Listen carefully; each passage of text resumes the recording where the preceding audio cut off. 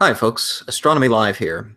Tonight I'm with Dazza the cameraman, and we're going to be discussing a news article which has been going around tabloid press as well as some mainstream press sources claiming that Nibiru will end life on Earth as we know it in October of this year, 2017. So let me just pull up for you to see a news article here which shows, they say, well, life on Earth is going to be wiped out in October 2017, or at least that's what their expert David Mead says in a new book called Planet X, the 2017 Arrival. It seems that Nibiru will actually collide with Earth by October of this year, and that's why global elites are building bunkers, because, you know, bunkers protect you from planetary collisions. So in this interesting claim, they say that we only have a few months left here on Earth. And all the articles I've seen about this cite this book, Planet X, the 2017 Arrival. And this is available on Amazon, and you can purchase it in print or as an ebook. And they have the first few pages available for free, so we can check out what that says and see what it shows. Now, Dazza brought to my attention a few minutes ago that some of this seems to have to do with Jupiter being in Virgo and claiming that it's a rare alignment with the Sun and the Moon in Virgo with Jupiter. I don't know all the details of that. We can get into that in a little bit tonight. But first, I want to take a look at the cover. Let's start from just the beginning at the cover of this book, and take a look at the first page and see what it says, because there's some interesting things that come up right away when you start taking a look at this. So this is the Amazon page for the book Planet X, the 2017 Arrival, which was just published in June of 2016, and it's now getting a lot of press, like I said, in these news articles that are citing it as proof that the world is coming to an end. So we can see here a nice, beautiful picture of some object on the cover here. Very colorful. So what is this? Well, I took a crop of this cover, image search on Google for this cover image, and it brought me to this Wikipedia page. And oh, looky here, it's a comet. It's a comet that was taken by the Spitzer Space Telescope, and this picture actually comes from 2003. And over here's a page on the JPL and Caltech site all about this particular comet and this particular image that was taken 14 years ago this year. And it's a periodic comet with an orbital period of 14.9 years, and it was taken by this Spitzer Space Telescope, which I believe is an infrared telescope. And yeah, so it shows thermal and infrared emission from the dusty coma and the tail of the comet. Great. Well, there's some interesting things I should point out here. First of all, obviously, this is not Planet X. This is not any planet at all. Full of asteroids in the image, but the main feature of the image is a comet. I don't see any kind of caption that describes that. You would expect some sort of caption for the cover of the book, maybe in the first couple pages, but I don't see anything about any comet. He doesn't attribute it to any source or tell you what it is. It's just an interesting looking picture on the cover of the book. Well, that's great, except here are the permission details. So if you go over to this link here and you look at the permission details on this image, the image use policy. And this is for basically all the Spitzer images. And there are some conditions for its use. It is considered basically public domain in the sense that they don't hold back on the copyright. They don't ask you to go to them for permission before you use it. You can use it without specifically getting permission from them. However, by using the image, you agree to a few things, including to use a credit line in connection with the image. So unless otherwise noted in the caption information for an image, the credit line should be courtesy NASA, JPL, Caltech. I don't see that anywhere in his book. So right off the bat, he seems to be in violation of the image use policy for his cover photo. That's interesting. Now, if we come down here and past the table of contents and we look at the very first page after the table of contents, He talks about why he thinks this is going to happen. There are trillions of dollars missing from the Pentagon budget. There are underground bases being built. And the only possible explanation for this, of course, must be that Planet X is coming, Nibiru is coming, and it's going to wipe us all out. And he says he knows it is. He knows it is for a fact because he's seen it with the Wide Field Infrared Survey Explorer, the WISE telescope, using the Worldwide Telescope, which is a Microsoft product. So Microsoft Worldwide Telescope is a lot like Google Sky. It's a free program available online that you can download, and you can look at these all sky surveys using sort of this mosaic type software that takes all these images, stitches them together into one seamless, mostly seamless mosaic to look around. You can pan around the sky and take a look at these images. But it's, it's for lay people to use. It doesn't have a lot of information about when each picture was taken. It's not as high quality as the original raw data because it's a lower quality online. It's been recompressed, it's been stitched, it's been processed. It's not a primary source for any sky survey data. Microsoft did not go out there. They did not launch this telescope into space and take these pictures themselves. No, of course not. This was a NASA telescope. So NASA put this telescope into space. They did the all-sky survey, and that was done in 2010. And at the end of 2009, December 2009, it was commissioned very briefly and put into use almost right away in 2010. And in less than a year, it surveyed basically the entire sky. And they had to do it very quick because just like the old IRAS telescope in 1983, this telescope had onboard coolant and a limited supply of onboard coolant. And that coolant was going to run out very quickly. And once they run out of coolant, the temperature of the detector and the telescope starts heating up, and you lose the use of about half the wavelengths that this telescope's designed to see at, these far infrared wavelengths to detect objects that are very cold. And so you have to do the survey very quickly, and that's what they did in the year 2010. So it did the survey in 2010. Microsoft comes along, they grab the images, and they put them into their all-sky mosaic on the Worldwide Telescope program. Now, he panned around this program and found what he thinks is Nibiru, or Planet X. And he says it is identified as an unidentified object as IC 5385. And he says you can just install Worldwide Telescope, Google it, and put in that designation. It'll take you to the object he's talking about. So he also, I love this, he tries to imply that the person who designed it has gone missing, and he's probably been killed to hide this information. Yeah, that's how important this information is here. So if we go into Worldwide Telescope, I took a screenshot here from Worldwide Telescope looking at the coordinates given by IC 5385, and it's right here in the center of this crosshair. And very close to that, we see this big bright object, and that's what he's talking about. He's claiming this big bright object is Nibiru. Now, it's not quite where the coordinates for IC 5385 are supposed to be set from that.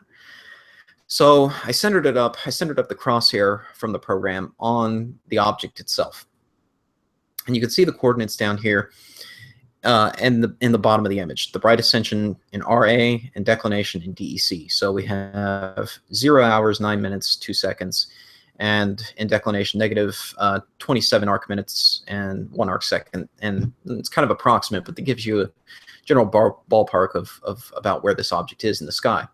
So the problem with this is that these images don't tell you the exact dates that they were taken. We know in this case that this entire all-sky survey was completed in less than a year, in the year 2010.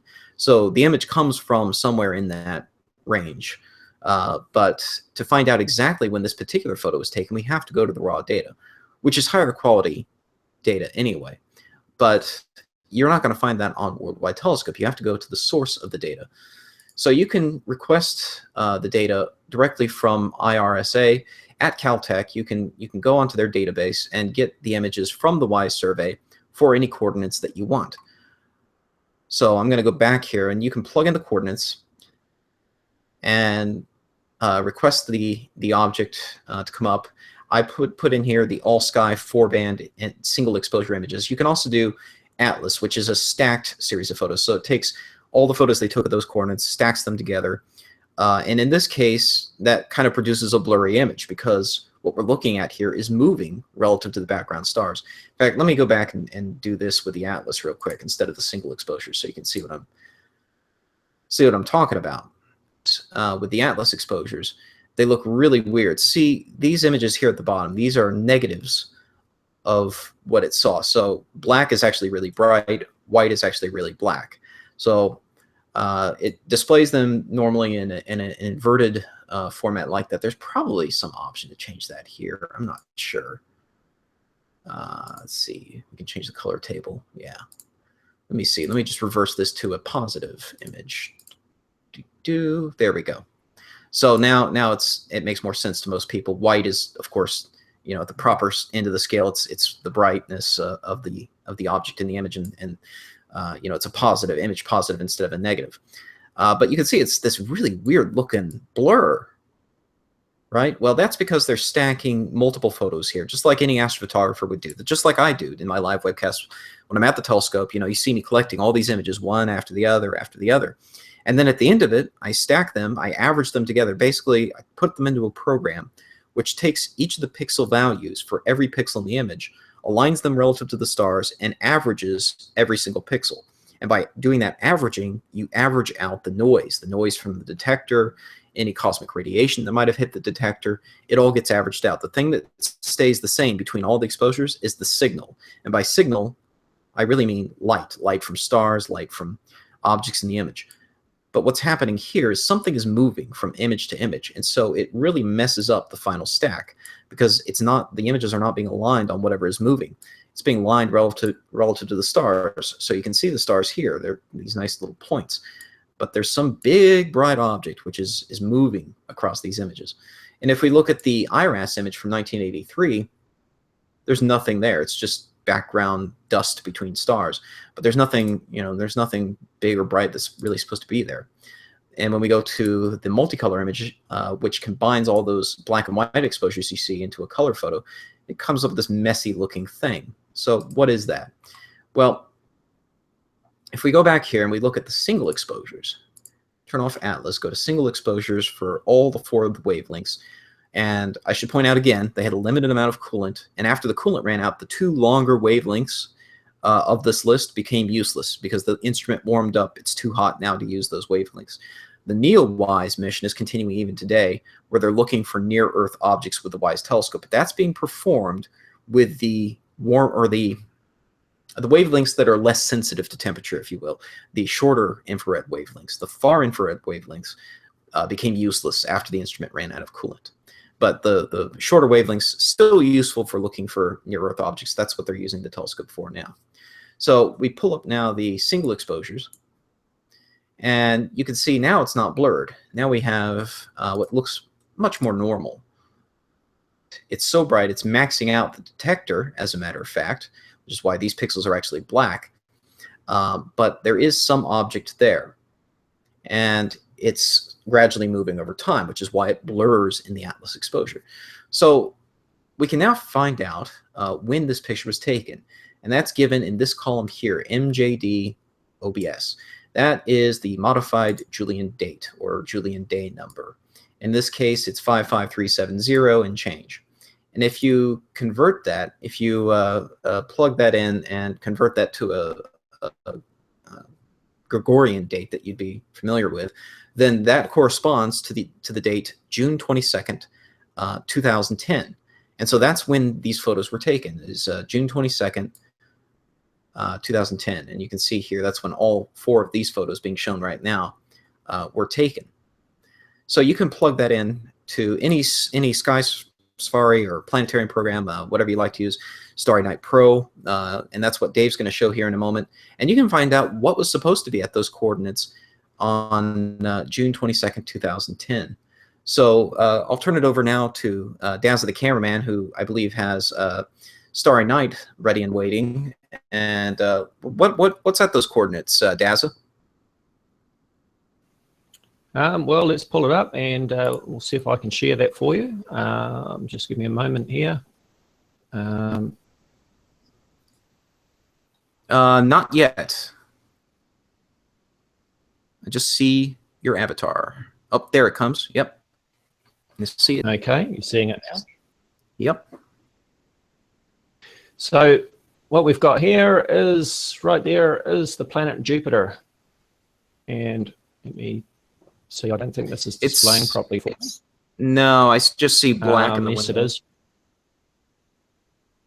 it is. It's showing the information on within the frame of Starry Night, but the actual is black. Okay, I can see there. I've got my laptop going at the moment as well, so it's not actually displaying the star information, which is a shame, because right in the middle of the screen we've got Jupiter at the same coordinates, which, as you were mentioning at the beginning, is right next to IC 5385. Yep. I'm going to pull it up in Stellarium. Hopefully you can get it fixed there. But I'm going to pull up Stellarium real quick here and share that as well so people can see it in case we can't get it working there with Starry Night.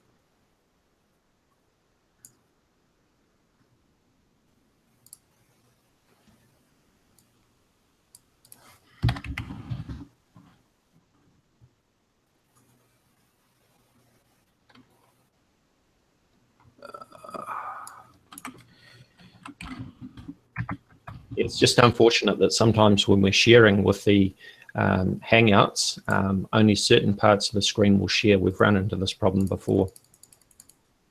Yeah, I don't think it's really designed very well for sharing graphics and the like, unfortunately, and that's probably a lot of the problem, I'm guessing. So pull it up here. Jupiter. So just to recap, while Astronomy Live is pulling that up, the image that we're, or the object that we're seeing in the WISE image shown in Worldwide Telescope is in fact the planet Jupiter. And we've seen this happen before. There's the familiar smiley face Nibiru, which is in fact the planet Saturn. Now, of course, when they're doing these surveys, we've got the planets crossing the sky, as they do, and sometimes the planets are going to be in the field of view of the survey. Yeah, exactly, and that happened with the IRAS survey in 1983 as well. Very sort of famously, they were was basically double exposed, and so you had this double exposure of Saturn where it had been over two different points in time where IRAS scanned over those coordinates.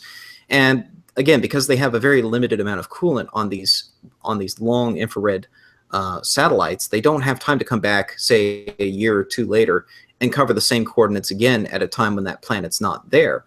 I mean, surveys like TUMAS or Palomar Sky Survey that are done from the ground can be done over much longer periods of time. They're not done in less than a year. They're done over multiple years. And so they can come back to the position where a planet had been, and after it's essentially moved off to some other part of the ecliptic, they can rephotograph that area and not have to worry about the planet being there, and then cover that portion of the sky and capture the stars that had been hidden by the bright glare of a planet sometime beforehand. And that's how all sky surveys are normally done. But in this case, that's not really an option because you're on the clock. As soon as that satellite gets up there, the coolant starts boiling off, and you have to take all the pictures you're going to take at those long infrared wavelengths before that coolant burns off. So it's an unfortunate limitation, but it's not the first time this has happened, essentially. So yeah, I'm having some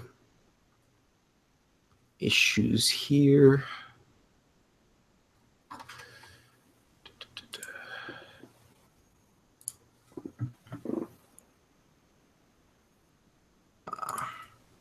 Just trying to get Starry Night to behave. Okay.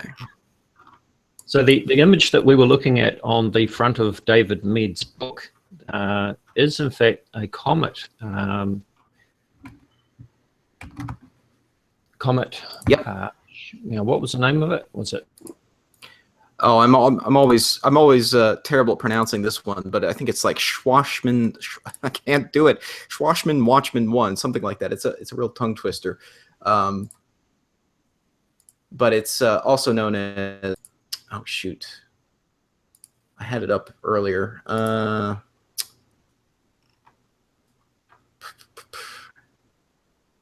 They listed as PSW1, but I think it's got a more common designation as well. As 70. No, that can't be right. It's 29P, I think. 29P. Yeah, 29P is the same comet. And actually, if you Google comet 29P and you go into Wikipedia, guess what image they show on the right side as the feature image for that comet? Yep, it's the one he used. Now, it's a tighter crop of the one he used, but it's from the same spacecraft, the Spitzer spacecraft. So I don't see now. I guess you're not able to see my screen here on Stellarium. Let me try to move this window. Yes, this is the problem. Whenever we're trying to share from a graphical application like Starry Night or Stellarium, it's sometimes problematic. Here we go. Now I think it's working, right? Are you able to see that? I can see. If you go full screen. It should be full screen. Is it not full screen? Oh, I see. I see. I'm still presenting you. Okay. Okay. Now it should do right. So are you able to see it now? Yes, we can see that now. Okay, excellent.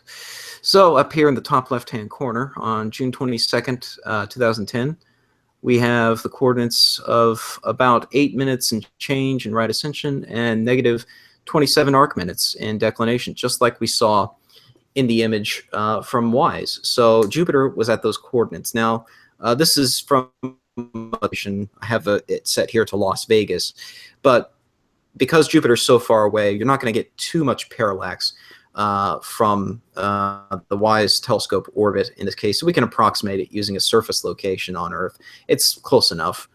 You can definitely tell that Jupiter should have been there in that photo, and that's what we are seeing in that photo is the planet Jupiter. So that's what Nibiru turns out to be in his book, in the very first page. And I should also point out, let's go this, his own claim is internally inconsistent. He claims that his planet, this Nibiru, only visible in the southern hemisphere. I've seen that quoted in some of these articles, and also, let's see if it comes up here. Yeah, also in his book, he mentions the fact that it's well below the ecliptic and that it's coming in at an inclined angle. He said, yeah, he says here, it's highly inclined with an eccentric orbit to the ecliptic plane, the plane around which our planets circle the sun. Well, in that case, why is it right on the ecliptic? Because the coordinates for this IC 5385, as well as the giant red object that's in the WISE images, that's right on the ecliptic. In fact, it's where the ecliptic intersects the celestial equator. So it's right at that intersection point, one of two intersection points between the ecliptic and the celestial equator. That means it's equally visible from both the northern and southern hemispheres. You can see it equally well. And indeed, anyone who looked at the planet Jupiter on June 22nd, 2010 was looking at the very same object being photographed by the WISE telescope.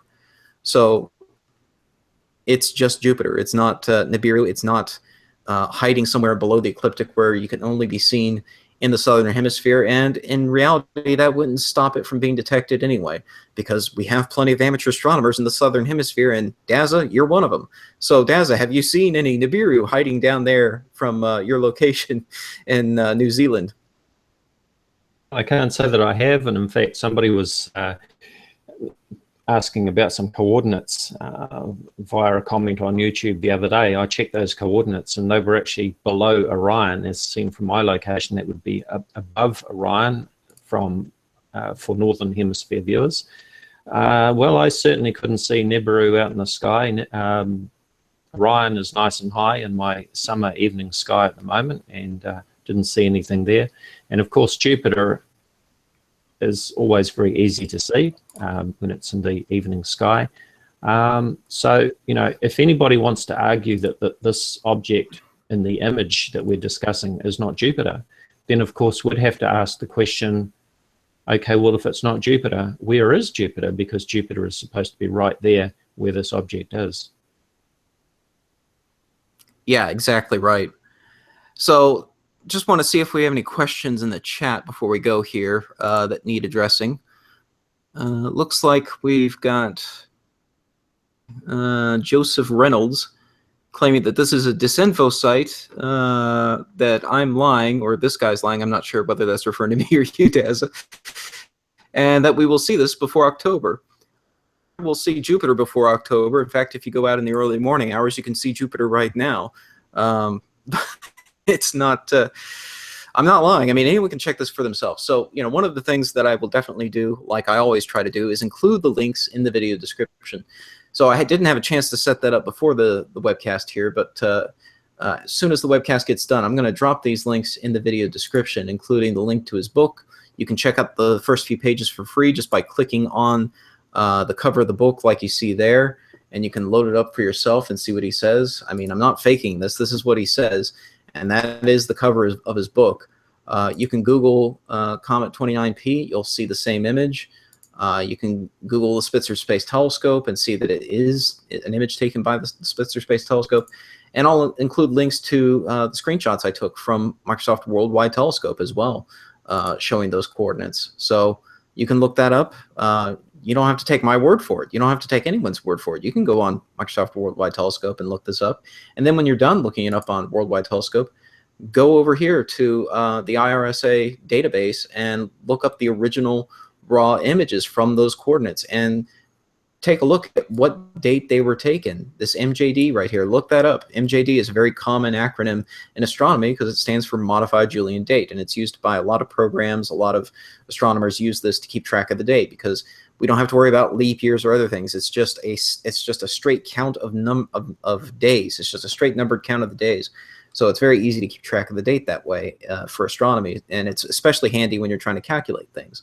So you can look that up. It's June 22nd, 2010. You can see for yourself that Jupiter was supposed to be there. You can look that up in Starry Night Pro or Starry Night, you know, any of the versions of Starry Night really. And Stellarium, if you want to use a free program, you can use Stellarium, Celestia. I like to use Sky Safari Pro. I've got that on my phone, and I promise I'm not getting any kickbacks. This is not a sponsored video here. I'm not getting any kickbacks from the people who make Sky Safari Pro, but I do particularly like, if anyone's looking for a really good mobile program, Sky Safari 5 came out somewhat recently, and I just upgraded to it last month, and it's a really nice program. It's really handy. You can use this to, you know, move your phone around and see pointing at, just like you would with a bunch of other programs that are out there for the phone. But they also have really nice deep databases here, so I can zoom in and find IC 5385. If I Google that, or it's not really Google that, but search for that in this program, it will come right up. So, you know, there you go.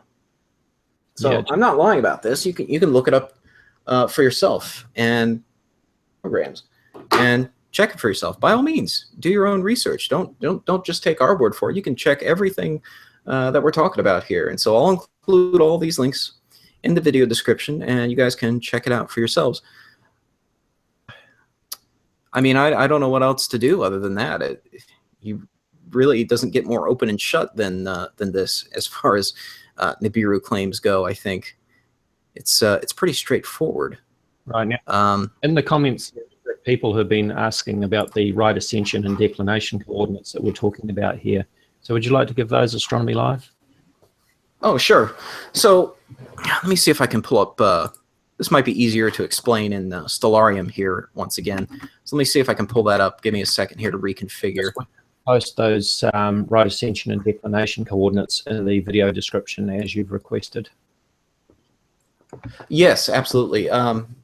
Yeah, that's a great idea. So I'll do that as well. Let me see if I can reshare Stellarium here. So let's see. It should be coming up now. Is that visible? Yeah. Is that looking good? Yep, that's coming up. In my preview, it's pretty small and hard to read, but when people go full screen on the final video, it should be quite visible. Yep. And so just to explain what right ascension and declination are, let's take a look here. Once again, this is at Jupiter on June 22nd, 2010. And if we zoom all the way out here, you can see that it's at a particular place on this funny looking grid. And this grid seems to be, tilted relative to the horizon. Now, this is viewing from Las Vegas, Nevada. So, if you were viewing the North Pole, this point right here would be directly overhead. This is the North Celestial Pole, and very close to it, you have Polaris, otherwise known as the North Star. And so the right ascension and declination grid, this is also known as the equatorial grid.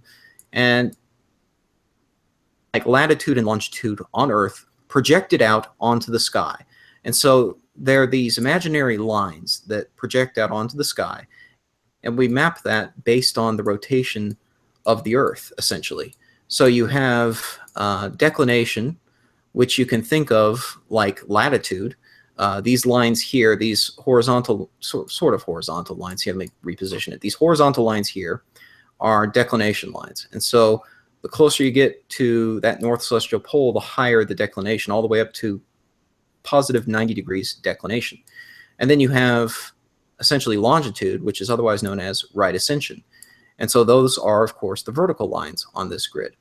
So if you had a polar aligned telescope, for example, and you simulate here an equatorially aligned mount, a mount that is parallel to the Earth's axis of rotation, you suddenly find that the view is essentially parallel with that grid, with the equatorial grid, otherwise known as right ascension and declination. And so it makes for a very handy way of locating objects in the sky. If you know what the right ascension and the declination coordinates of an object are, you can easily locate it with your telescope. Modern go-to telescopes will allow you to just plug those coordinates into the hand controller, and the telescope will slew to it.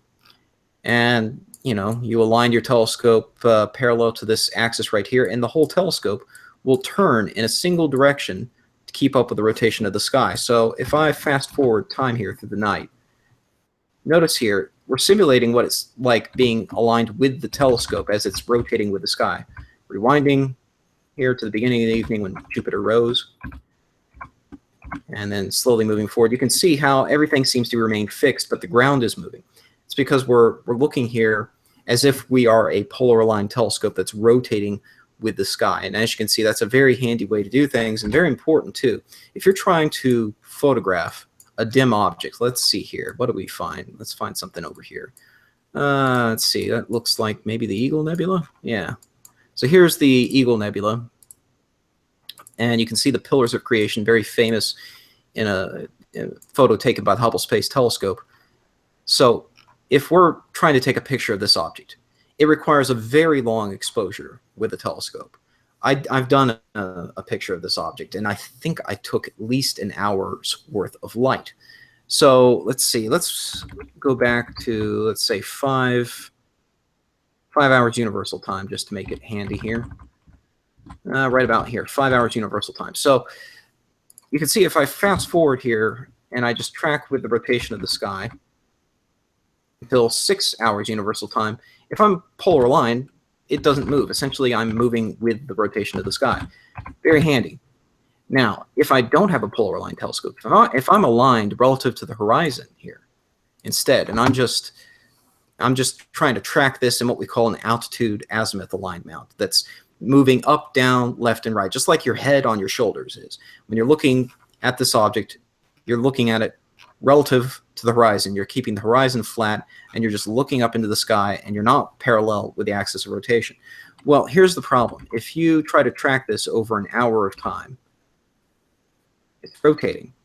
This is field rotation. So even if you're tracking perfectly, you're keeping the center of the object perfectly centered, the entire image will appear to rotate even over just an hour of time. significantly, and that will blur your photograph and make it difficult to get a good photograph of the object.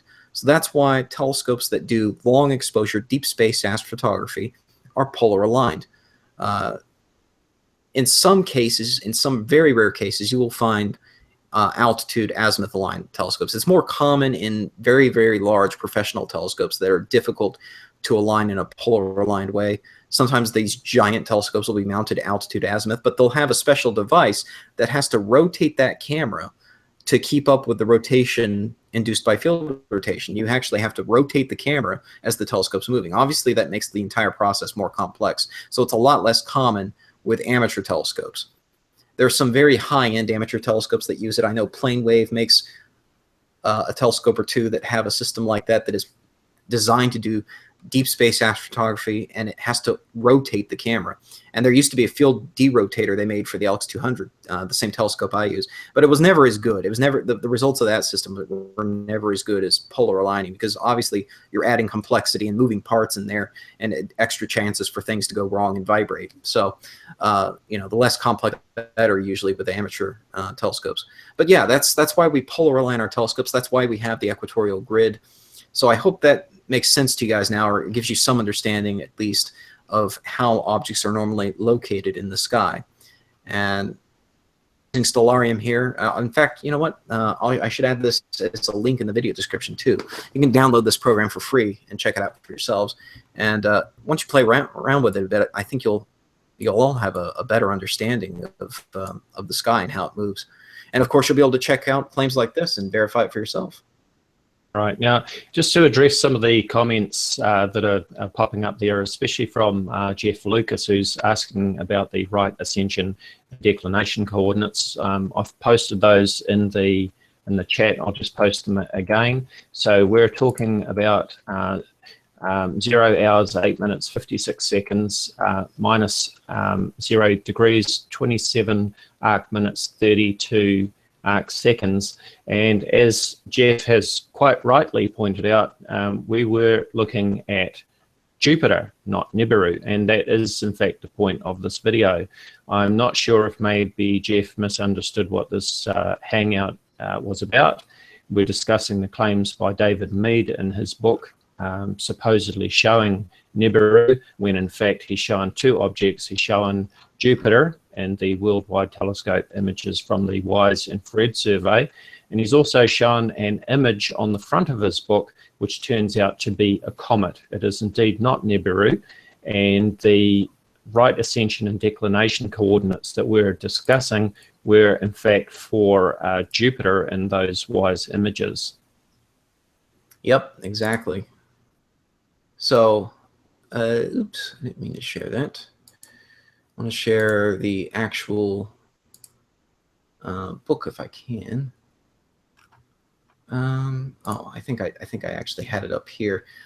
Just one more time to recap. Here we go. Let me share that. Too many windows. Too many windows. Okay. There we go. So yeah, this is the book we're talking about. I know it's a little bit confusing, especially if you're already familiar with the IRAS images from 1983, which had Saturn doubly exposed in them, and that frequently gets called out as being Nibiru in the IRAS images. But this book is now out there, and it's making its rounds around the tabloids, and it's actually talking about images from the WISE telescope, which was in 2010, much more recent images. And what he points out, he claims, is Nibiru, an object near IC 5385, and it's actually at about 0 hours right ascension and about 0 degrees declination. Daza just posted the exact coordinates in the chat, and as we covered at the beginning of the show, it's actually the planet Jupiter from June 2010 for yourself. So it's a new generation of infrared space telescope, and unfortunately we now have a new generation of essentially Nibiru claims surrounding those images from that telescope. And it seems like this is quickly becoming sort of the big Nibiru claim as part of the WISE images. Just like we had the Saturn image from IRAS, we now have the Jupiter image from WISE. So add that onto your list of commonly claimed Nibirus, and I'm sure this will probably not be the last time we see this claimed, but this is the first time I run into it, and it seems to quickly be making the rounds. So I just wanted to have this hang out and do this video so we can address that and take a look at what it really is. Now, one of the other claims that I understand has been made in David Mead's book, and forgive me if I'm wrong, this is what I've been told, that he has claimed that that there will be a sign in Virgo, and he's tying this in with the book of Revelation, Revelation 12, the Great Dragon, and he's saying that Jupiter is going to be in Virgo. Virgo will be clothed with the sun, with the moon at her feet, and that this is a sign of things to come. The only problem with this is that, well, certainly on the 23rd of September, Jupiter will indeed be in Virgo, clothed with the sun and with the moon at her feet. But this also happened 12 years ago on October 5th, 2005, and it's also going to be happening again in 2029. I forget the exact date. I believe it was in October. So you know that this happens. We've seen a similar sort of claim being made about Venus in Virgo a few years ago, and I posted a video debunking that, showing how I think it was every 8 years, if I remember correctly, we saw the same thing with Venus in Virgo, clothed with the sun and the moon at her feet. Of course, the sun is in Virgo at the same time every year, and the moon is in Virgo once every 27.5 days. And Jupiter is going to be in Virgo, well, orbits the Earth, I think, what is it, every 12 years, if I remember correctly? So something I should know that off the top of my head. Yeah, I should know that off the top of my head as well. So this is going to happen with some regularity. So it's you can't just pull a date out of the air because you know something's happening on a particular date that happens every 12 years, whereas happened 12 years before will happen 12 years again. You know, it's true that Jupiter is drifting out of Virgo again. So after 2029, it's not going to happen again for a while, but it is going to happen again. I haven't got around to checking how long it would take for that to come around again. Yeah, and I just double checked it. You were right. It is it's 11.86 years, so rounds up to 12 years on average for Jupiter's orbital period. So very very common actually for Jupiter to be in Virgo. Now, just while we're looking at that image that you've got up on the screen, so this is the image on the front of David Mead's book, and his Nibiru on the front there is actually this comet, which is called Comet Washman, if I'm pronouncing that correctly. And I'll drop the name of that in the chat again, so that I'm not necessarily mispronouncing it, and you can check that out. So that's one image that we're looking at, the image of the comet, which is on the front of David Mead's book. And also the other image that we've been discussing is from the WISE infrared survey, which is in the Worldwide Telescope program. And that is, in fact, Jupiter, which was on the 22nd of June 2010.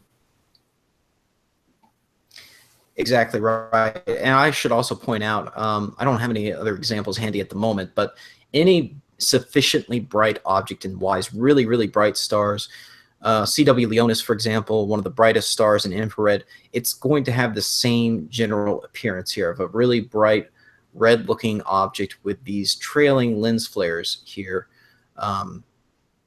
And that same sort of morphology and appearance is going to be present in any given really bright star in the WISE survey. So if you go over to, say, look at CW Leonis or maybe Betelgeuse or something, you're going to see this kind of effect going on with those objects as well. It's not exclusive to Jupiter. Jupiter's not doing something weird in this image. It's just how WISE ends up showing really, really bright objects. It's just normal. WISE, of course, was also designed to hunt for really dim objects, and really the major discoveries you heard about from the WISE telescope were all very dim objects, things like Schultz's star, which was a red dwarf which passed particularly close to the solar system thousands of years ago. And that's not something you're going to find by just browsing around in Microsoft Worldwide Telescope looking for bright objects. You know, it takes a real dedicated effort to look for very small, faint, moving objects to try to locate nearby stars and things like that in the WISE survey, and then comparing those images to previous all-sky surveys. So that's how real discoveries are made. It's made by going to the raw image data, and that's why, you know, I always say, think you see in Microsoft Worldwide Telescope or Google Sky, always go to the raw data, because 9 times out of 10, you're going to find a very simple explanation for what it is once you go to the raw data. You know, Microsoft Worldwide Telescope was not designed to do sort of high-end research. You know, you're not going to be using that if you're a real serious researcher looking for, you know, some dim brown dwarf star that might be near our solar system.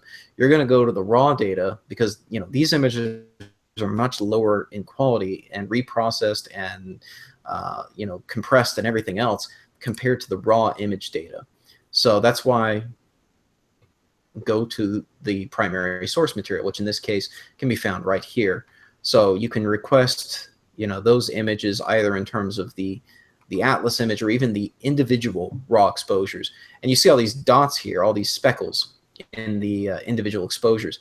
You know, this is from cosmic radiation and hot pixels and other things, defects in the image. Generally, a lot of this is going to be just cosmic radiation because this telescope is in space. You know, it's not shielded by our atmosphere. Even though it's within our magnetic field, it's not shielded by our atmosphere, which is what really protects us from a lot of cosmic radiation. And so in looking at these individual images, you're going to see a whole bunch of specks like this. But this tells you you're looking here at raw data that you're not even going to find on Worldwide Telescope. You're not going to find these individual exposures on there. And so if you're trying to track, especially if you're trying to track some moving object that's moving over time, you're going to want those individual exposures to see where it was at each point in time to be able to solve the orbit. So when he claims in his book that he knows it's, you know, in an elliptical orbit and it's heavily inclined to the ecliptic and all of that, he wouldn't know that by looking at Worldwide Telescope for any object he sees. He'd have to look at the raw data, which is not what he cites as his source. So right off the bat, that should raise up a huge red flag that his claims are not credible. And if you want to make, you know, if you want to perform proper research on these sorts of things, you need to go to the raw source.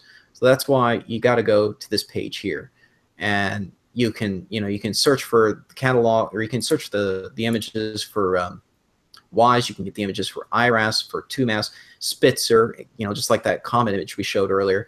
All these different infrared surveys, you can get those straight from the source right here. That's all you have to do. So I'll include the link to the main page for WISE right here. And if you want to get to what you saw me downloading from, you just go to the WISE image service here, and then you just plug in the coordinates for the source you want, and select whether you want either the atlas exposures or the single exposures. Make sure you have all WISE checked here, as well as the all sky 4 band checked here. And you can get either one. You can get the stacked images that have that cosmic radiation taken out by averaging the pixels, or you can get the individual single exposures right here. So it's all available there. No one's hiding it. It's public information, and it's available for free right here on this website. So I'll include this link in the video description. To pick up on the point that you mentioned about being below the ecliptic, as mentioned by David Mead, and of course I'm below the ecliptic. I'm down in the southern hemisphere in New Zealand. I always laugh when I hear this claim that, oh, Nibiru is below the ecliptic, you can't see it, it can only be seen from the South Pole, they say, and then they present us with images taken on some crappy cell phone camera of Nibiru next to the sun. But the point is that I can actually see from New Zealand at my latitude of 37 degrees south, I can see all the way below the ecliptic to the south celestial pole. And it is no different to people in the northern hemisphere who can see all the way above the ecliptic to the north celestial pole, and they can see the star Polaris. So, you know, I don't need to be at the south. Yeah, I don't need to be at the South Pole to see all the way below the ecliptic. I can actually see all the way below the ecliptic from my location in the North Island of New Zealand. Yep, exactly right. And, at itelescope.net, you can rent time on telescopes that are in the southern hemisphere. So even if you're a northerner like me, you can rent time on telescopes at Siding Spring and actually the South Celestial Pole. So just like with New Zealand, you can see all the way down to negative 90 degrees declination. You can see all the way down to the South Celestial Pole and see anything that might be, supposedly hiding down there with very powerful telescopes. So you don't have to be in Antarctica to do that.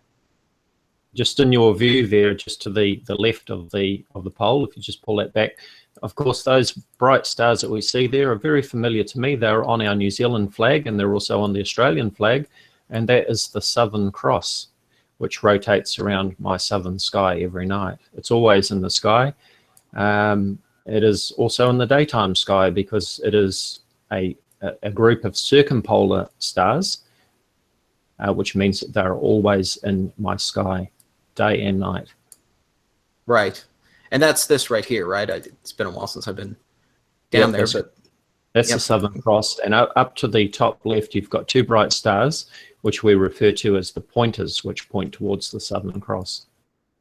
Mm-hmm. Yeah, it's I tell you what, it is beautiful down there. I was down in South Africa in February of last year, coming up 1 year from where we are now, and got to see the Southern Cross and the Pointer Stars. And I tell you what, for any northern amateur astronomer, if you ever get the chance, please take a pilgrimage down to the southern hemisphere so you can see the sights down there, because it really is gorgeous, especially if you can get away from the city lights. So yeah, that's you don't have to be in Antarctica to see down to the South Celestial Pole, just like you don't have to be in the North Pole to see Polaris, the North Star. It's kind of a silly claim. And if we come back here, let's just pop back up here somewhere in the United States here, and let's go back to where it was dark, just so we can see the fact that you don't even have to be all that close to the equator to see below the ecliptic, the line of the ecliptic. We can pop on the ecliptic line. I know there's a setting for that somewhere in here. It's been a while since I've really played with Stellarium, but I'm pretty sure there is a setting in here for the ecliptic line. So, of course, the planets pretty much follow the ecliptic across the skies. So, we can see Jupiter and Saturn and Venus and Mars and Mercury in the sky. They tend to follow approximately the ecliptic line across the sky. So, well, same with the sun, of course, which is the ecliptic path. We can all see the sun crossing the sky. So, we can all see the ecliptic. Right. And you can see, even from a northern hemisphere location like this, 33 degrees north in this case that I just randomly clicked on the map. The ecliptic line is here. It's this yellow line cutting through the sky. And as you can clearly see, the horizon doesn't magically cut off at that point just because you're in the northern hemisphere.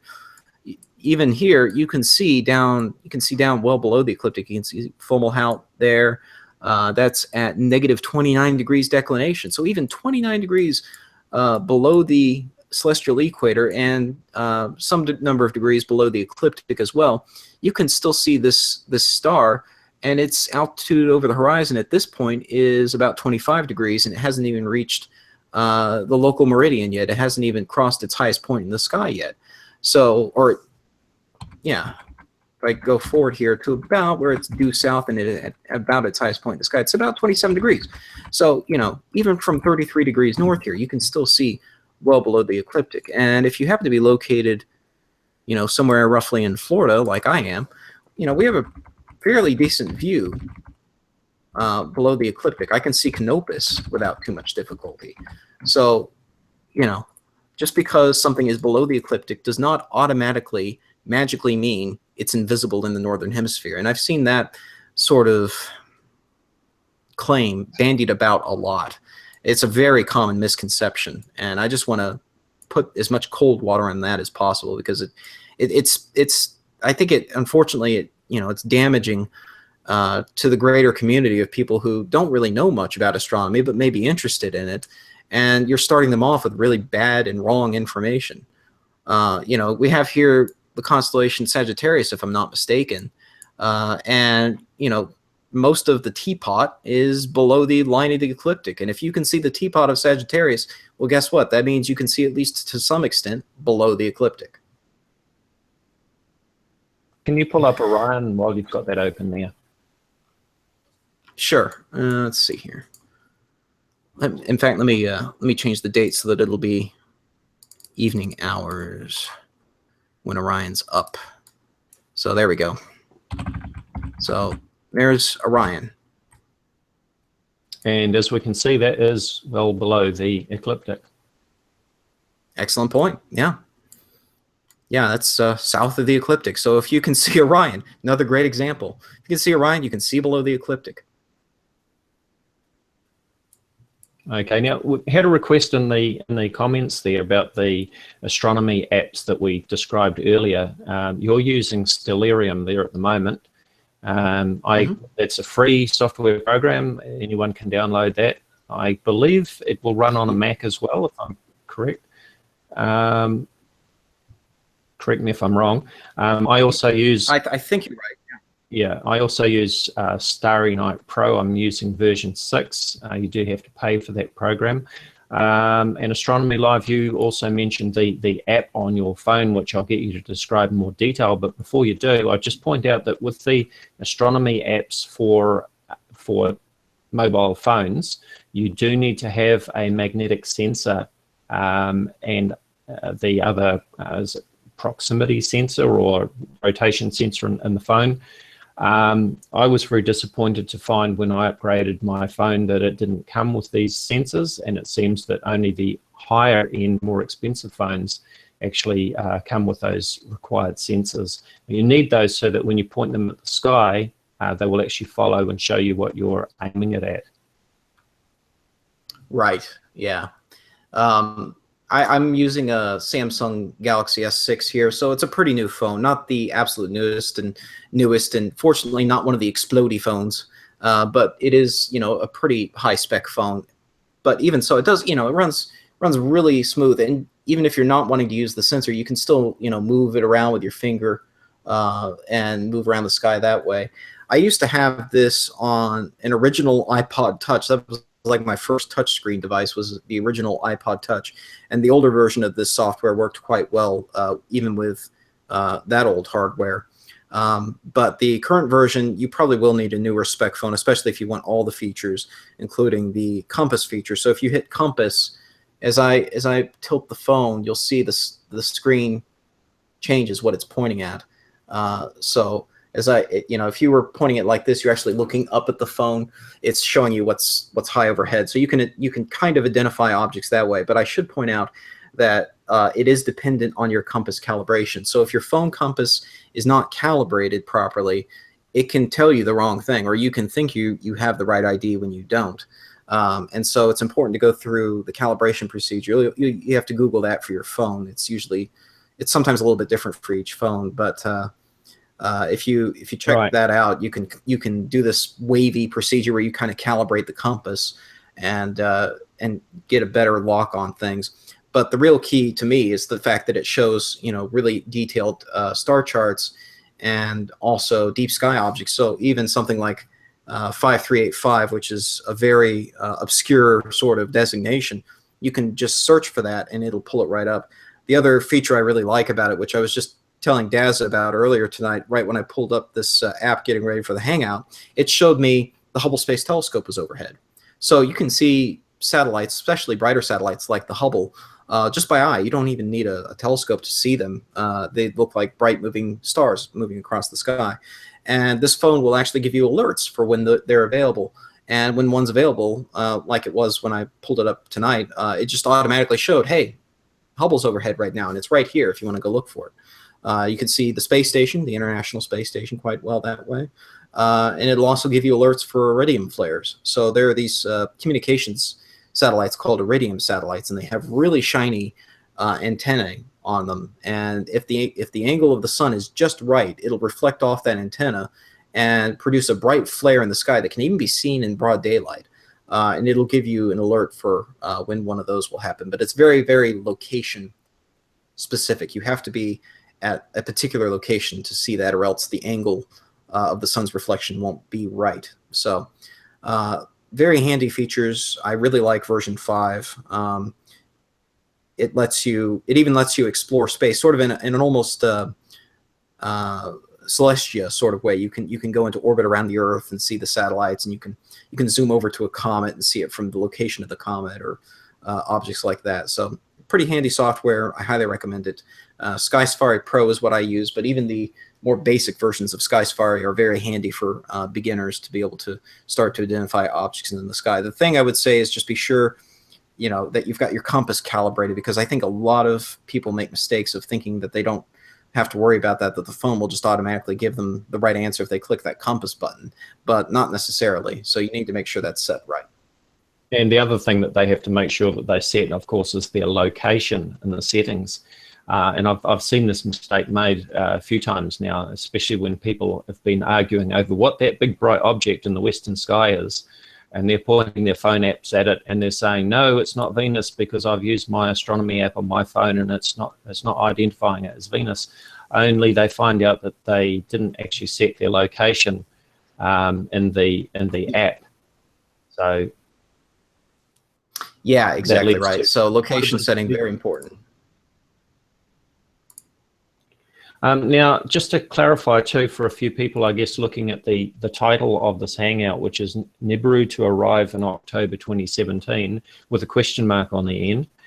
No, we're not saying that Nibiru is arriving in October 2017. This has been a Hangout to debunk some claims by David Mead in his book. Just a quick recap again for anybody that's just joined us. The images shown by David Mead in his book, we're looking at two different images. One was Jupiter, not Nibiru, and the other one was a comet, not Nibiru. So exactly, just debunking these claims by David Mead and anyone else that is claiming that Nibiru is going to arrive in October 2017. It is nonsense. Exactly right. Now, I was informed that some people in the chat wanted to know what the picture on my back wall is, and actually, as it turns out, that is actually my photo of the Eagle Nebula. So I was talking about before in Stellarium and showing how polar alignment works and why that's important. And actually, as it turns out, the very photo sitting there on my back wall is a photo of that nebula. So I'll just share that real quick if I can. Okay, maybe that's too big. Let me shrink that down a little bit. There we go. So let me share this real quick just so everyone can see. I need to make a bigger print of it. It's a ridiculously small print for that wall. I need a bigger print back there, but it's just what I had available for the moment. So yeah, on my back wall, that's actually the photo I've got up back there. This is the original picture, of course. It's mirrored the wrong way around in this example. The telescope mirrored it left to right, but if you flip it around the other way, it's sort of a normal orientation. But those are the pillars of creation we see here, and this was a long exposure deep space picture that I took with the telescope, polar aligned, and I showed you guys earlier why that's important, because if you don't, the entire image will rotate over the course of taking the pictures, and you'll smear the image. So I hope that answers all the major questions. Do we have any other questions waiting to be answered? So then where is Nibiru? Nibiru is a myth. If there was a brown dwarf passing through our solar system, it would be very clear to see, just as we can see all of the visible planets such as Mercury, Venus, Mars, Jupiter, and Saturn. We can see the other planets that are not visible to the naked eye, such as Uranus and Neptune, using an ordinary optical telescope. We often hear people claiming that you can only see Nibiru in infrared. Well, that is, if there was a brown dwarf, let me just rephrase that. The only reason that we image brown dwarfs in infrared is because they are so very far away from our sun that they cannot reflect enough visible light to be seen. The nearest brown dwarfs are further away than the nearest star to our sun. The nearest brown dwarf is about 6.5 light years away, which is about 2 light years further away than the nearest star system, Alpha Centauri. If there was a brown dwarf passing through our solar system, it would be sufficiently close enough to our sun to reflect visible light. There's nothing magical about brown dwarfs that they wouldn't reflect visible light, and it would be plain to see. Nibiru is a myth. That's right. And, you know, telescopes like mine and the deep space camera that I use to take the photo I just showed you, that's actually sensitive to infrared light, particularly near infrared light. And it can see, you know, some red dwarf and brown dwarf type stars if I expose long enough, even though those stars are light years away.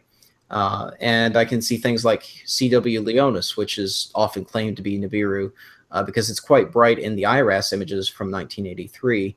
And people latched onto that because it looks funny in Google Sky and said that's Nibiru. Well, it doesn't really show up in visible light so well, but it does show up quite well in infrared. And if I enable my camera to see infrared by taking off any infrared blocking filter, I can see CW Leonis quite well. If I put on an infrared blocking filter, I have a filter I can put on the camera to block infrared light, CW Leonis goes away. So the camera does see infrared light. So that's not even a valid excuse for why amateurs wouldn't see it. But as Daza says, if it were in the solar system, it would reflect light from the sun in a manner similar to the gas giants. Even if it was a cold, old brown dwarf that wasn't even emitting much infrared light, it would still reflect the sun's light and show up like the major outer planets do. But we just don't see that. So somebody was asking what we do see out there in terms of that bright star-like object in the southwest sky. I saw that come up again, and I actually did a number of videos recently addressing that, starting with this one, what is that bright planet in the southwest sky, and showed that it was the planet Venus. So I took a picture, a long exposure picture of Venus, surrounded by stars, and astrometrically solved that image to show that the coordinates of that object match Venus and where Venus is predicted to be perfectly, even if we go to quite old publications about where Venus should be. I used books that have been published for decades containing equations that have been around since the late 19th century that predict where Venus should be. And although those equations aren't frequently used anymore, they're still far more accurate than anything you can see by eye, and it still matches perfectly with the location of Venus. So just as a handy reference for anyone, this is very handy in many situations. You may want to know the coordinates of an object in a picture that contains stars. If you upload that picture to this website, astrometry.net, if you go to nova.astrometry.net and click upload, you can upload a picture of the stars, and it will solve it for you and tell you what you're seeing. So sometimes people upload pictures that aren't really proper. This is not really a good example, but here's a good example. It shows tons of stars, and it easily solves the image and says, oh, I know what that is. That's the Orion Nebula. Even if it's more obscure, it will still be able to solve it and determine what you're looking at. So here's another successful solution. So it identifies the objects in the picture, and more importantly, perhaps, you can download this file right here, new-image.fits, and load this up in software like SAO Image DS9, which is a free viewer available from the Smithsonian. And you can load that image up and look at the coordinates for every single pixel in this image. It will give you the coordinates of those pixels. And so you can determine what all of these stars are, even the ones it hasn't labeled for you. So very handy for identifying objects. And if you have multiple exposures of a moving object over time, you can even solve the orbit. So very handy tool, and that's what I used in that video. I also had a couple of other videos. I did a live webcast about a week ago. Actually, I think that was right around Christmas time. I think it feels like it's been more than a week, but whatever the case. I did this live webcast of Venus through the telescope and showed that the telescope slewed right to Venus when I plugged in the coordinates. Again, coordinates that come from books that have been in libraries for decades, and you can look those books up. And then measured the brightness of Venus and showed that it's no brighter than it has been, even though it is very bright. It is a very bright object. It's the brightest object in the night sky after the moon. But it's still right where it should be in terms of its brightness compared to equations that, again, you can find them in libraries and in books that have been around for decades. And it will continue to get brighter as it continues to get closer to Earth, even as it reaches a crescent phase. It always peaks in brightness when it's a crescent phase because it gets so close to Earth. So that's where we're at, and you can check those videos out. Right. Now, I see a comment in the chat there by Doug Carver, who says, I challenge any of you guys to debate the mountain of data pointing to a large source of ultraviolet and infrared entering our system. Bet you won't, he says. Well, what are the coordinates of this infrared source? Okay, I see he's also commented, what is causing the trans-equatorial coronal holes during solar minimum? Okay, well, let's cover one thing at a time. And so the question that Astronomy Live was asking about, your first question there, just restate that again. I mean, again, what are the coordinates? I'll be happy to point my telescope at any sort of UV or infrared source and try to figure out what it is, but we need coordinates. Where's it located in the sky? So let's see some equatorial coordinates, or if you happen to know what the orbital elements are, if it's moving, let's see some orbital elements and we'll take a look. Yep, and by all means, Doug, let me see. Send us some information, or maybe Doug Carver, maybe you would even like to join us on a live hangout sometime and we can discuss your claims. We're always very friendly and polite and respectful, so there's no problem there. We're always happy to look into anything. There's nothing been hidden here, and so, you know, if you think that you've got something that needs to be looked at, we'll be happy to look at it. Yeah, absolutely.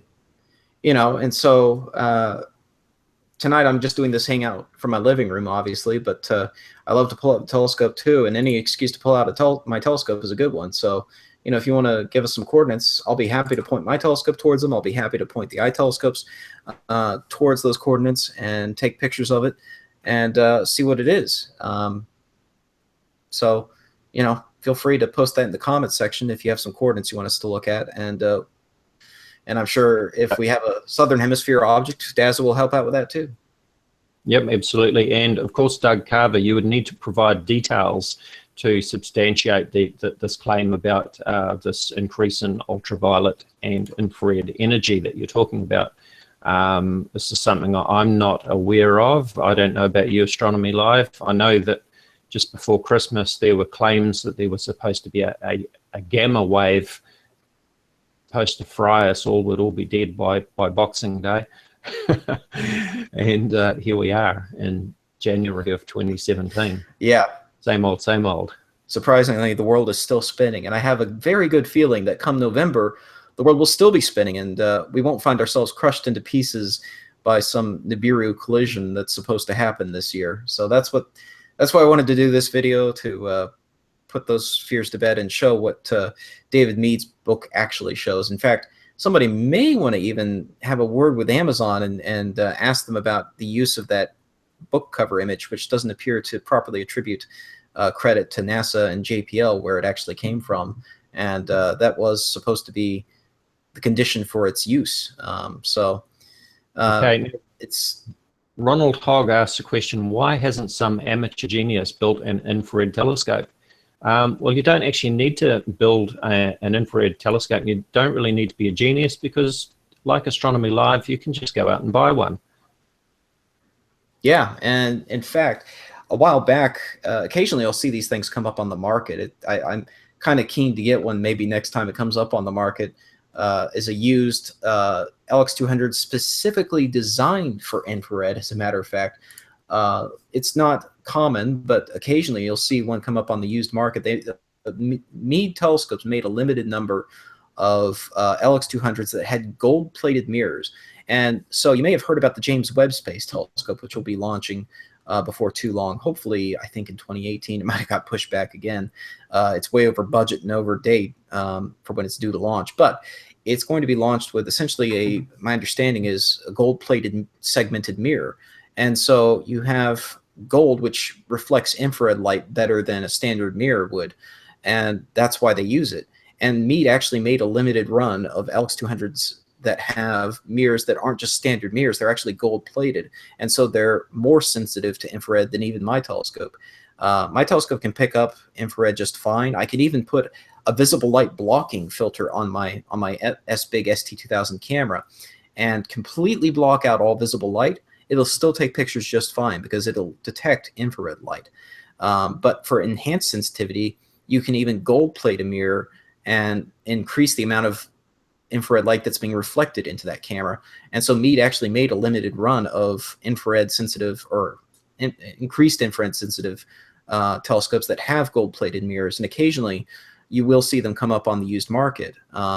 They do go for a little bit more than a standard Meade telescope, but you can get them. Nobody's hiding them from the public. So they are out there in the wild, as it were. And I would imagine if you wanted to be particularly, and probably ship off a standard telescope mirror to be gold plated if you had some extra change jingling in your pocket that you felt like burning through. Right. Now, I see that Doug Carver seems to have a bit of a bee in his bonnet, and he's commented, notice they don't answer questions, they just sidestep. Well, I hardly think that inviting you to join us on a live Google Hangout or to send your information to us so that we can investigate it further is sidestepping your questions. I believe that we have answered your questions to the best of our ability with the information that we have at the moment. Further up, he did ask a question. He said, dude, have you heard of ISWA? Are you familiar with that, Astronomy Live, ISWA? Rings a bell. I might be thinking of something else, but it does ring a bell here. Hang on a second. Let me pull up, because I think it was up there somewhere. Oh, where is it? Oh, I'm on the wrong window here. Too many windows open. Just while you're doing that, I think, Doug Carver, you need to remember too that, you know, we've been on this hangout for probably about an hour and a half now. There, as you can see yourself, there are a number of other comments and questions in the chat that people would like answered. And so we can't make this exclusively about any particular question, but we're quite happy to follow up with another hangout. I think that that's more than reasonable. Yeah, I think so too. I mean, at some point it becomes what they call a gish gallop. I mean, you can throw out subject after subject after subject and just sort of wear down your opponent simply by tossing out as many subjects as possible and trying to confuse them. But you know, if we tackle one thing at a time here, we can address it. So ISWA, that rang a bell for a reason with me, because it stands for Integrated Space Weather Analysis System. And you see these images reshared quite a bit. They show the system is used to simulate space weather basically, and show coronal mass ejections propagating through the solar system. And so I know occasionally, you know, somebody will share a picture that they claim shows a second solar wind coming from some other direction and indicating that there's a second star in our solar system. No, that's not what that indicates. And keep in mind here that it's garbage in, garbage out with this system. It's only as good as the data you put into it. And the system is taking what it sees from, basically they take data that they see from the Stereo spacecraft and the SOHO spacecraft, and they feed it into a computer. And that computer spits out a simulation of what space weather is going to do. It's not as simple as looking at what's actually happening. It's not real-time data per se. It's a simulation based on data that's put into it from what it sees from what our space satellites see, like Stereo and SOHO, of coronal mass ejections and space weather. They feed that information into the system, and out comes information. So if you go to Donki, D-O-N-K-I, and might have to make it a little more specific. No, I don't want Google to know my location. Donkey, NASA. Here we go. So this is sort of the center for coordinating the database of observations here. And Donkey, you can see the same logos here. If you go to Donkey's homepage and you go to space weather activity, I forget exactly which link. Here it is. We'll bring it up. So you can see all these different types of events. You can look for coronal mass ejections, for example. And let's see if there's any recent ones. Probably. Here we go. So you can see this analysis page. This will show you what they're using. So they're using information from Spitzer, Stereo A, And if you click on it here, it shows you the results of the simulation. And it comes up with all these different GIF animations. And you can look at, let's see, here's one example. And so this is, this is what people share a lot, other things. And it shows, the small little CME propagating through the solar system here. Again, this is a simulation based on data that's fed into it by spacecraft. So even if you're seeing something odd here that you think represents some second star that's spitting a solar, I don't know, solar radiation from a second star at the Earth, that would have to be in the model, and it's not. This is just what their system is modeling based on what it knows as the known planets and what it sees from the spacecraft. So, sometimes the data coming from the spacecraft will be a little bit garbled, or they'll lose a link to a spacecraft, and the simulation will start spitting out garbage. Or, sometimes you have, interesting events going on with magnetic reconnection and other things like that. And the result can cause you to see things that look odd to the average person. But it doesn't mean that we have a second star in our solar system. So anyway, if you go to Donkey, you can check out the latest alerts and see all kinds of simulation data based on those alerts from our various spacecraft. At least once, I think it might have happened a couple of times, that people have claimed that the magnetosphere had reversed, or the heliosphere had reversed, rather. And as you say, garbage in, garbage out. Dr. Keith Strong, who is a real solar scientist, has a YouTube channel, did some very good video debunking these claims about the heliosphere reversal. And that was based on the data from the satellite being garbled. He actually contacted the source and emailed them and came back with the information. I mean, we've all seen on our digital TVs, we're watching something and the image goes all pixelated because the transmission data has been corrupted. Well, the same thing happens, of course, with the spacecraft. They're prone to interference from the sun, just like other things can, and it's going to corrupt the data. And as Astronomy Live said, garbage in, garbage out. Your model's not going to work if it's not getting correct data fed into it. All right, so we have some coordinates that were just dropped into the chat. They do look a little familiar to me. Maybe the ones that we were looking at, if I'm not mistaken. Well, okay. Which ones? The ones that we were? I think ASAF's Army posted them. The 5-hour, 42-minute. That's not the same, or that's not the Jupiter we were just looking at. But it might have been. I think I might know what you're thinking. It's the one that I mentioned to you before. They came up recently as well. Let me pop these in. I think.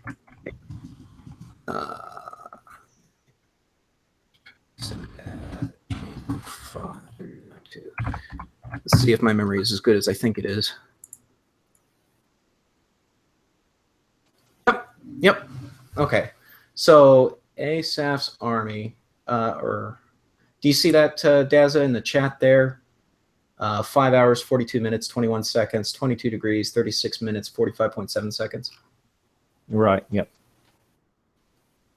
So that corresponds to GN 0539.2. So that is a known object.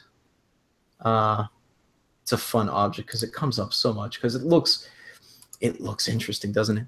I'm going to pull up the SIMBAD link here. So SIMBAD is a database of known objects, including this one. Now, I was saying to Astronomy Live just earlier today that we really need to put together an album on Facebook or anywhere else with these examples of supposedly identified coordinates for Nibiru, Planet X, because there have been quite a few of them. CW Leonis was another favorite one a while back, and then there's this one, which Astronomy Live has just pulled up.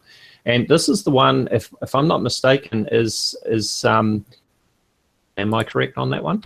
Yep. Yeah, it's the one. It's the one. This is one of the photos that WSO used in his video, stolen from me, and got him into trouble and got his video taken down for copyright violation because he wouldn't stop using it after I asked him 3 times not to.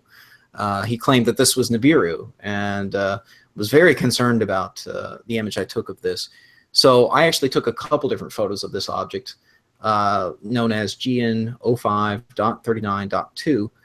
And if you do a Sinbad query around 2 arc minutes, you'll also see that there's an associated star with this object at about the same coordinates. 2 mass J054222123 plus 2236471. Just rolls off the tongue, doesn't it? This is a T-Tauri type star. You see here it's listed as a T-Tau type star. That's a pre-main sequence star, a very young star which hasn't entered the main sequence yet, and it has a reflection nebula associated with it.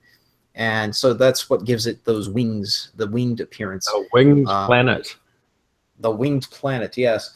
And there are a number of objects in the sky that have a similar morphology, and they're very frequently found around T-Tauri type stars and similar stars, young stars that haven't yet entered the main sequence of fusing hydrogen.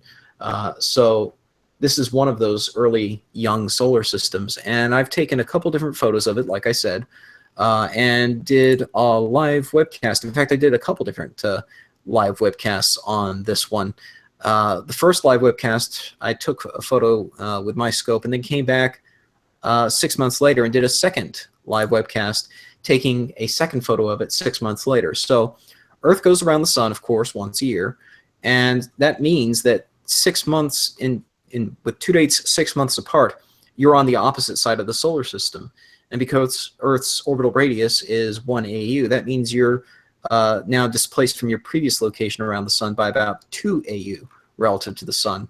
And that allows you to potentially detect parallax, especially if it's a solar system object. So even if this were a solar object, Astronomy Live?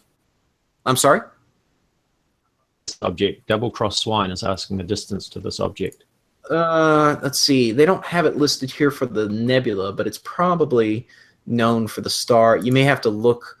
You may actually have to look into the references to see that. They give proper motion here. The fluxes. I don't see the parallax given, but it may be present in the literature. So one of the handy things about Sinbad here is if you scroll down, you can see the link here. I should probably put this in the, I'm going to have a lengthy set of links in the video description of this webcast. We're going to have to stop it after this just so I don't run out of space in the video description.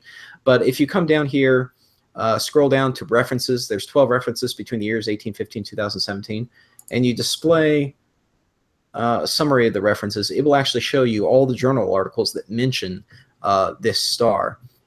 And so you can search through here and see if anyone's done any study of its distance. They probably have at some point, but I'd have to dig through a lot of literature here to find it. So sorry, I sidetracked you there with that question. So you were saying with the parallax, with the Earth being on the opposite sides of the sun 6 months apart, and when you imaged this object, of course, you found that it had not moved at all, had it? Exactly. And so this link here takes you to the video I did. This was a follow-up video. Sorry, I got to mute myself here so I don't deafen myself. This is a follow-up video I did to the first hangout. The first hangout, I took a photo of it. We saw that it was still in the exact same place that it was at in Google Sky, and that was an indication right away that it was not a solar system object. But even if it were making a beeline towards Earth and not moving in a way that we would normally expect a solar system or a solar system object to move, it would still move relative to the background stars due to parallax. So as we move around the sun, it would appear to wobble back and forth relative to the distant background stars. So I took a follow-up image 6 months after I took the first image, and we got the result of that, and right there live in the webcast, I overlaid that back onto Google Sky. So this was originally found by somebody looking at Google Sky, and what they saw was this image here. If I come back here, this was the famous image that was used in a variety of tabloid articles claiming this was Nibiru. They also claimed that it had been hidden on Google Sky. That was not true. This has always been visible on Google Sky, and you can find ancient YouTube videos dating back, years before those articles came out that showed this object. But there was a lie going around there claiming that this was located at the missing section of Google Sky, which is a whole nother story. We can talk about that again sometime. I did an in-depth study of the missing section of Google Sky and actually found literally the missing photograph, and there was nothing odd there. But they lied and claimed it was at the same location. About that, of course. Yeah, I've got a separate video about that, of course. So they said that it was at that location. It wasn't. They said it was Nibiru. It's not. So I took a new picture of it. We overlaid it on top of Google Sky. You can see it's in the exact same position relative to the background stars. Then if I overlay the original image I had taken 6 months beforehand, once again, it's in the exact same position. It hasn't moved at all. So if it were a solar system object, if it were even within a few light years of our sun, it would move detectably in a way that my telescope would be able to pick up. You would see a difference in the position of the object in this image taken by my telescope and this image which I took during the hangout. Not that image. Where's the new one? This one, 6 months later. So, it didn't move at all relative to the background stars, and that tells us it's not a solar system object. It has to be an object that's many light years away. And so automatically, that means it's not Nibiru. It's a distant star and reflection nebula. So I think we've covered too much ground, if anything, tonight. I've got a ton of links now to add in the video description. So I think we're going to wrap it up here for the night and bid the viewers good night. But we're happy to talk about this more. Obviously, there's a lot of people interested in this subject and a lot of questions to be answered.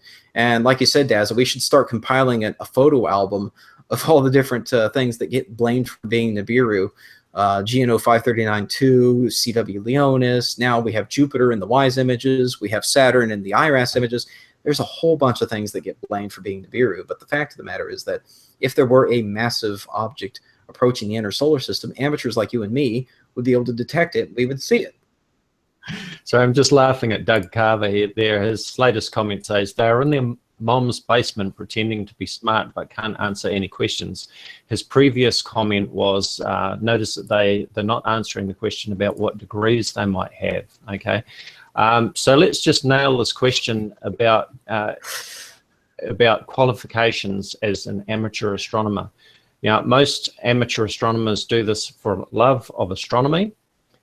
Neither Astronomy Live nor I have a qualification as such for astronomy. Astronomy Live is in fact a scientist with a PhD, but not in the field of astronomy. Right. I'm certainly not confined to my mom's basement.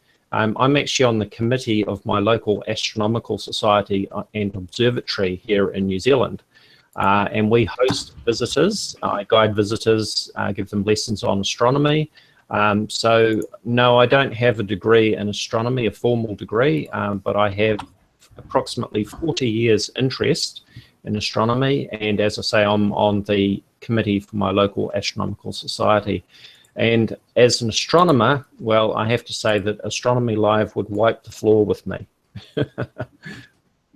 That's very kind of you, but I honestly don't think you're that much different than I am. Although I do have a PhD. It's in a scientific field. It's not astronomy, but I am an amateur astronomer. I've been doing amateur astronomy since 1996, so 21 years this year. I've been doing astrophotography now for 17 years this year, and started off with film astrophotography, the old film days. I started off with a Minolta SLR film camera and worked into digital astrophotography starting around 2004, and just been working my way up since then, getting better and better equipment and cameras. And last year, actually discovered a comet. So let's see here. Let me share this. A comet from your mother's basement? I don't have a basement, and I have my own place, but here in Florida we don't have basements anyway. But no, this is my place. And discovered P2016 J3 from the comfort of my living room here, using images from the stereo ahead spacecraft. So I do have some degree of experience here in discovering new objects. objects that even NASA didn't notice in their own data. This was found using data from the Stereohead spacecraft. And a couple months after I discovered it, an amateur astronomer in Denver, Colorado, actually took a picture of it. So before it was even observable from Earth, I found it using images from the Stereohead spacecraft. And then when it finally became observable from Earth, a photo of it was taken by Mike Olison in Denver, Colorado. So I'll share his picture here real quick. And, I'm officially listed as the discoverer of this comet. And as you can see, it's not a very bright comet. It's a dim little fuzzy. It's a very dim little fuzzy thing right here. Very hard to see, even in this picture from an 11-inch telescope. So, in my mind, that's a pretty good find, because it wasn't exactly bright and obvious in the image, for sure. It was a dim little thing, but I still was able to find it in those pictures. Some of my YouTube videos have even been cited by NASA in regards to the Comet ISON images that they took with the Hubble Space Telescope. They cited some of my work on a page describing the effect that parallax had in distorting those images. And so you'll find links to some of my old videos on that on NASA's website, or rather the website of STSCI, the Space Telescope Science Institute that operates the Hubble Space Telescope on behalf of NASA. So no, I don't work in astronomy professionally. I just do this because I enjoy it. But I do have, some degree of credentials here. My photograph of Comet ISON was published in Sky and Telescope magazine. I don't know what else you want. I'm an amateur astronomer, but I'm pretty serious at it. And if let me put it this way: if I found a brown dwarf object that was approaching the solar system, I would tell you guys. I'd be excited to tell you guys, because discovery, finding new things is like the most exciting thing an amateur astronomer can possibly do, is to make a discovery of any kind. And yeah, if it were an asteroid or a comet or something that was going to damage the Earth, or potentially collide with Earth, yeah, that'd be bad news. But some part of me would still be excited to make the discovery. So if there was something out there like that, we would tell you. We're not lying to you guys. And if you don't believe us, that's fine. But you can check everything we're saying yourself. There's nothing that prevents anyone from learning this for themselves and doing it themselves. So I highly encourage everyone to get involved in your local amateur astronomy club. You'll find lots of people at those clubs like me. In fact, when I go to the Chiefland Astronomy Village, I did a couple webcasts from there back in November, I think it was, or no, late October, early November, somewhere in that range. And, I'm frequently one of the youngest guys there, and I have some of the cheapest equipment there. Those guys take it real serious. And, those guys have many more years of experience than I have, and any of them would be great at helping guide you into learning this hobby, because it is a fascinating hobby to learn, and it's great to get involved in. It's one of the few sciences that the average citizen can really contribute to and make discoveries like this. So by all means, get involved, learn it for yourself. You don't have to take our word for it, but we're not lying to you. We're just here to help. So right. Doug Carver, once again, you tried to discredit ISWA. You are not a scientist, he says. He says you dismissed ISWA. You're a dumb little kid. Well, I didn't dismiss ISWA. I'm just telling you what it is. It's a simulation. I certainly did not hear you dismissing or discrediting ISWA in any way. We looked at what they do. You gave some examples of the tools that they provide. So I don't know what planet Doug Carver is on, but what I heard you say and what he heard you say were clearly two different things here. I'm sure that other people in the chat would agree with that. Well, I think sometimes emotions get hot under the collar here in some of these subjects. People sometimes have trouble getting out of the hole that has been dug for them in these subjects. There's a lot of misinformation out there, and so to some extent, I can understand why someone would get all defensive and think that I'm just dismissing what they believe. But I'm just trying to explain to you the truth of the situation. And I'm not trying to dismiss ISWA. It's a useful tool, but you have to understand the limitations of any given tool. And ISWA it's not real-time data. It's a simulation based on data that was fed into it from various spacecraft. That's what it is. And if you understand that, I think it gives you a better perspective on what you're looking at. But you know, you don't have to take my word for it. You can investigate these things for yourself. You can read up on it. It's out there. And, you know, any amateur astronomer who's, you know, in your local club will be happy to help you, I'm sure, to put you on the right path to find the right information. So get involved. There are clubs all over the country. And, you know, these guys are great to interface with, and they can give even me tips. Like, I don't claim to know everything, and I'm still learning all the time myself. And so it's important, even for someone like me who has, you know, years of experience and actual discoveries under his belt, to still stay involved in the community and get tips from others, get information from others. That's how you do it. Unfortunately, YouTube, I think, is it's easy to fall into an echo chamber on YouTube, where all you're getting is disinformation from people who have a vested interest in getting you scared about things that are scary, things that in many cases don't even really exist or just aren't threats to Earth, because it keeps you coming back to their videos. You know, the unfortunate thing is that I can make the best videos in the world. My videos aren't the best, but it doesn't really matter how good I make my videos. To some extent, at the end of the day, a lot of my videos end up having to tell you that there's nothing to see here. And that doesn't really encourage people to keep coming back for more, keep, you know, getting hooked on it. I hope people stay around for the real astronomy because I find it interesting. But, you know, a lot of these sensationalist claims, I fear, desensitize people to real astronomy.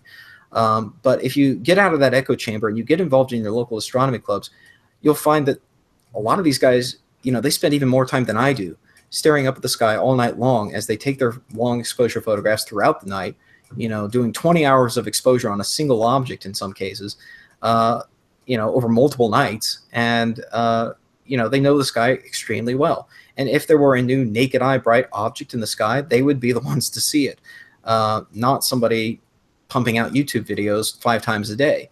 And so even myself, it's important for even me, like I said, to get involved in the local astronomy community and stay plugged into it and get tips and information from them. Because, you know, if a new asteroid comes by Earth, it's usually in my inbox in the morning because my friends who are, you know, deeply into this stuff have already been emailing about it throughout the night while they were at their observatory. My goal in life is at some point to be able to retire like they have to a community like the Chiefland Astronomy Village, and have my own personal observatory where every night I can just go out there and have the telescope already set up. I just flip a switch and start observing. And that's what a lot of these guys do. It's fantastic.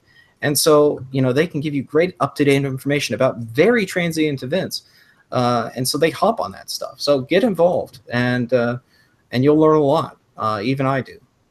So I hope that sets the record straight. Right. Well, thank you, Astronomy Live. I think I'm going to have to go and get some dinner. My tummy's rumbling. It's been very interesting chatting, and there's been some interesting, shall we say, some interesting comments in the chat there. But just to recap again, the images that we're looking at in David Mead's book are in fact Jupiter and a comet. They are not Nibiru, Planet X. And the claims about events for October 2017, as always, are just the usual nonsense. We'll be back here in November 2015 looking at the next predicted arrival dates for Nibiru, no doubt. Yeah, absolutely. You know, despite what Doug says, you know, we've provided a lot of answers tonight, and I hope people research it for themselves. I don't want anyone to take my word for it. I want people to get involved and really research it for themselves, because by doing that, you'll learn a lot about astronomy in the process and hopefully get interested in real astronomy events. And one I want to plug and mention here for us Northern Hemisphere observers, especially in the United States, there's going to be a total solar eclipse this year in August, August 17th, if I have the date right off the top of my head. And please get out there and see it, because this is a rare opportunity to not have to go very far to see a total solar eclipse, and it is a spectacular, spectacular sight to see. And so, get out there, drive if you have to, fly if you can, and go see the total solar eclipse, which will be crossing coast to coast in the United States this year. And actually, I had the date wrong. I'm sorry. It was August 21st, 2017. So, get out there and go see that, and it's going to be fantastic. All right, folks. Thanks for joining us tonight on Astronomy Live. I'm going to be posting a ton of links in the video description from the things we talked about tonight. And come back soon. Subscribe if you have enjoyed this video and want more. Thanks.